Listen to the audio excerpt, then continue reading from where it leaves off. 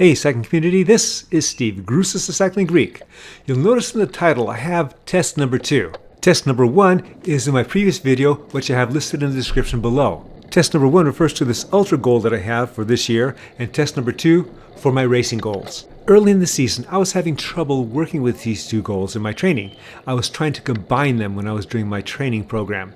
Once I decided to abandon that concept and actually treated those as two separate goals with their own training schedules, then things started to turn around for me. I actually found that training toward one goal was helping me with my other goal. I was nervous about this race, not only because this is my second test to see how I was doing in the racing arena, but this is a tough course. It's about 4.5 miles and nothing but ups and downs, and it's at elevation about 1,500 feet, which I didn't think was going to be too bad, but as soon as I got on the bike, I'm hyperventilating almost. At least it seemed that way to me. But wait, there's more.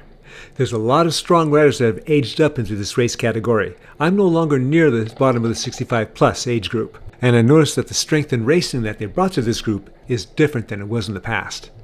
And lastly, I never finished with the front group, or whatever was considered the front group on this particular course. And that was my goal for this race.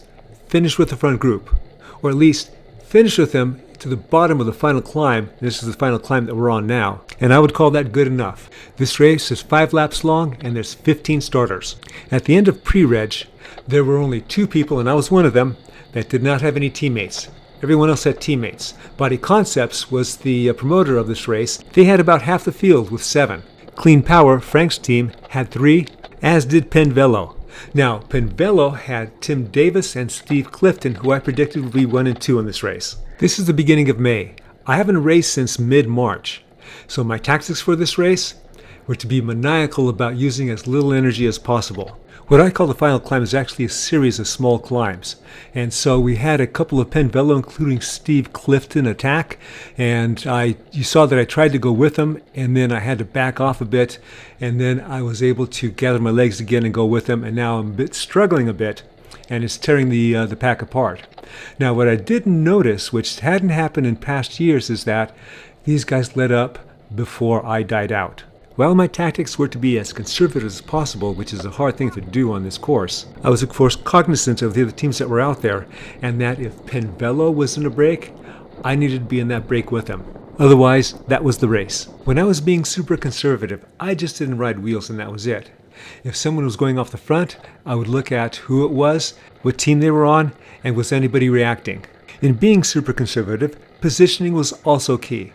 I didn't want to be at the back of the pack. I wanted to be in the top half. With all the ups and downs on this course, a gap can cause you a huge amount of energy to reconnect. To stay with the leaders during crunch times like this, I was switching off between using high cadence where I was taxing my aerobic system and low cadence where I was taxing my muscles. This race started a little after 2 p.m. Reason why that's important is that the high for the temperature of this day was 84 degrees, which in a couple of months will be like gold for us, but right now, since we've been in the 70s, we're feeling the heat. I need to interject that I was glad the officials slowed us down a bit to let the breakaway of P12s pass. Once they did, however, the speed started picking up. I am back to using whatever cadence is going to work for me.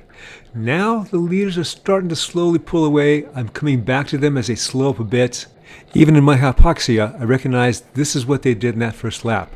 And they're starting to go again. I have no idea what's going on behind me, but what I do know is that we have 2 Penn Velos and 2 Clean Powers, and that's the race right there.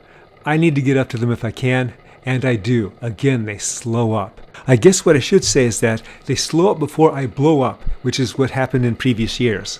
They accelerate again. It looks like I'm blowing up, but I have not blown up. That is a Body Concepts that's attempting the bridge, and I'm thinking I got to get on his wheel so he can drag me up to them. Thank goodness for somewhat quick recovery on this difficult course. Unless these guys light it up on the only somewhat flat section of this course, I should be able to reconnect. I do, but that whole ordeal that you saw in that last clip cost me a lot of energy. I quickly look around and I see a huge gap behind me.